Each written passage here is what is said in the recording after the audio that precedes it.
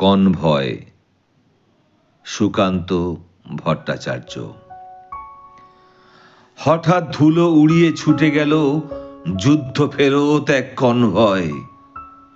ক্ষেপে ওঠা পঙ্গপালের মতো রাজপথ সচকিত করে আগে আগে কামান উঁচিয়ে, পেছনে নিয়ে খাদ্য আর রসদের সম্ভার। ইতিহাসের ছাত্র আমি।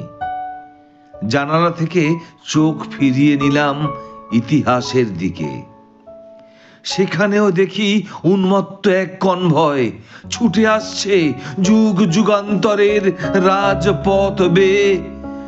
সামনে ধুম উদ্গীরণরত কামান, পেছনে খাদ্যশস্য আঁকড়ে ধরা জনতা।